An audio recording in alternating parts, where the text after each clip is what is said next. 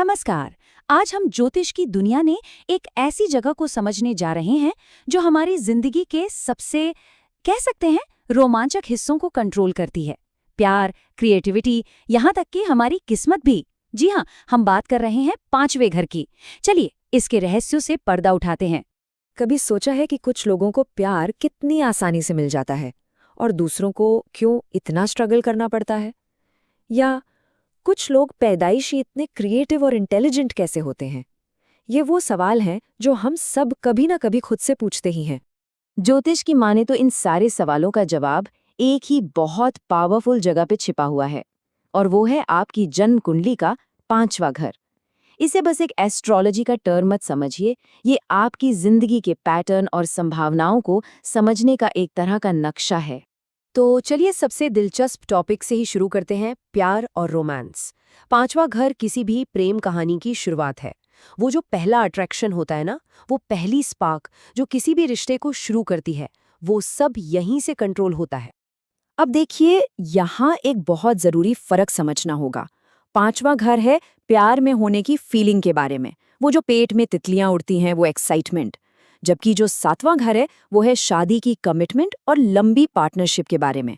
और यही वजह है कि किसी का पांचवा घर मजबूत हो तो वो इंसान बार बार प्यार में पड़ सकता है, लेकिन वो रिश्ता शादी तक पहुंचेगा या नहीं, ये सातवें घर पर भी डिपेंड करेगा। तो असल जिंदगी में ये दिखता कैसा है? देखिए, अगर पांचवा घर मजबूत है तो इंसान बहुत रोमांटिक होता है, अपनी फीलिंग्स को खुलकर बताता है और रिश्ते में रिस्क लेने से नहीं डरता। वहीं दूसरी तरफ अगर ये घर कमजोर हो तो प्यार में अक्सर कंफ्यूजन रहता है, रिजेक्शन का डर होता है, या फिर मामला एक तरफा प्यार में ही अटक जाता है। सब कुछ उस घर की एनर्जी पर ही निर्भर करता है। अच्छा, प्यार से अब थोड़ा आगे बढ़ते हैं, क्योंकि पांचवा घर सिर्फ दिल के बारे में नहीं है, ये दिमाग के बारे में भी बहुत कुछ बताता है। ये हमारी इंटेलिजेंस, हमारा टैलेंट और हमारी क्रिएटिविटी का असली सोर्स है। और हाँ, जब हम इंटेलिजेंस की बात कर रहे हैं तो इसका मतलब सिर्फ रट्टा मारने वाला किताबी ज्ञान या आईक्यू स्कोर नहीं है।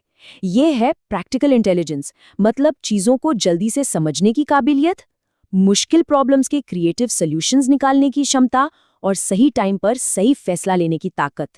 लेकिन एक बड़ी दिलचस्प बात यह है कि सिर्फ इंटेलिजेंट होना ही सक्सेस की गारंटी नहीं है। ये तो कह लीजिए कि सक्सेस की रेसिपी का बस एक इंग्रेडिएंट है। असली सफलता के लिए पांचवें घर की इंटेलिजेंस को तीसरे घर के एफर्ट और हिम्मत और 10वें घर के करियर फोकस के साथ मिलाना पड़ता है। जब ये तीनों मिलते हैं तब जाकर कुछ बड़ा होता है। और आज की दुनिया में जहां हर कोई एक क्रिएटर है, एक मजबूत पांचवां घर किसी वरदान से कम नहीं है।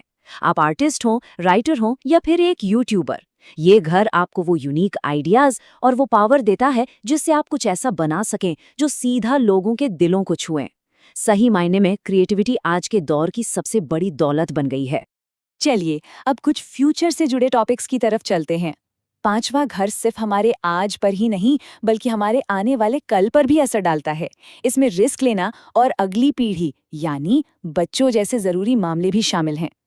पांचवें घर का एक और बड़ा पहलू है रिस्क लेना, या कह लीजिए स्पेक्यूलेशन। लेकिन रिस्क, जैसा हम जानते हैं, एक दो-धारी तलवार है। एक तरफ होती है सोची समझी स्मार्ट स्पेक्यूलेशन और दूसरी तरफ होता है खतरनाक जुआ। ये घर ही तय करता है कि इंसान का झुकाव किस तरफ ज्यादा होगा। तो पैसों के मामले में ये कैसे काम करता है? अगर पांचवा घर मजबूत है तो ये इंसान को शेयर बाजार जैसी जगहों पर स्मार्ट रिस्क लेने के लिए गाइड कर सकता है, जिससे फायदा होने की उम्मीद रहती है। वहीं अगर पांचवा घर कमजोर हो तो ये बिना सोचे समझे फैसले लेने और पैसे के नुकसान की वजह बन सकता है। ये एक बहुत ही संवेदनशील विषय है, लेकिन पांचवा घर संतान से भी सीधे सीधे जुड़ा हुआ है। ये बच्चों के जन्म के संभावित समय और पेरेंट्स के साथ उनके रिश्ते की क्वालिटी के बारे में इशारे दे सकता है। हालांकि ये याद रखना बहुत जरूरी है कि ज्योतिष एक गाइडेंस है, कोई पत्थर की लकीर नहीं। अब हम इस पूरी चर्चा के सबसे गहरे और सबसे आध्यात्मिक हिस्से में उतर रहे हैं। पांचवा घर हमारे पिछले जन्मों के कर्मों की गूंज है। इसे ज्योतिष में पूर्व पुण्य की अवधारणा से समझा जाता है। तो आखिर ये पूर्व पुण्य है क्या? देखिए, बहुत ही सरल शब्दों में ये आपके पिछले जन्मों में किए गए अच्छे कर्मों का जमा हुआ फल है। इसे एक तरह का स्पिरिचुअल बैंक अकाउंट समझिए, जिसका बैलेंस इस जिंदगी में आपके काम आता है। जब किसी का पांचवा घर मजबूत होता है तो ये इस बात का संकेत है कि उसका पूर्व पुण्य अच्छा है, और नतीजा जिंदगी में अचानक से बिना उम्मीद किए ठीक उस वक्त मदद मिलती है जब उसकी सबसे ज्यादा जरूरत होती है। सही लोग मिल जाते हैं, मौके बन जाते हैं, जिसे हम आम भाषा में लक कहते हैं। और इसके ठीक उलट एक कमजोर पांचवा घर ये इशारा कर सकता है कि रास्ते में शायद ज्यादा स्ट्रगल करना पड़ेगा और बाहरी मदद कम मिलेगी। यही वजह है कि कभी-कभी हमें लगता है कि कुछ लोग कम मेहनत में ही बहुत आगे निकल जाते हैं। हो सकता है ये उनके पूर्व पुण्य का ही फल हो। तो इन सब बातों को, प्यार, इंटेलिजेंस, किस्मत, इन सब धागों को जब हम एक साथ जोड़ते हैं तो पांचवें घर का सबसे गहरा, सबसे असली मतलब क्या निकलता है? ये इन सब से भी बढ़कर कुछ है। इसका असली सार इस एक लाइन में छिपा है। पांचवें घर का सबसे बड़ा मतलब है खुशी पैदा करने की आपकी अंदरूनी काबिलियत।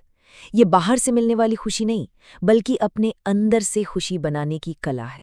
इस बात को समझिए, इस घर की असली ताकत इस बात में नहीं है कि किसी के पास बाहर क्या-क्या है, कितनी दौलत है, कितनी शोहरत है। असली ताकत है जीवन की छोटी-छोटी चीजों में खुशी और सुकून ढूंढ लेने की काबिलियत।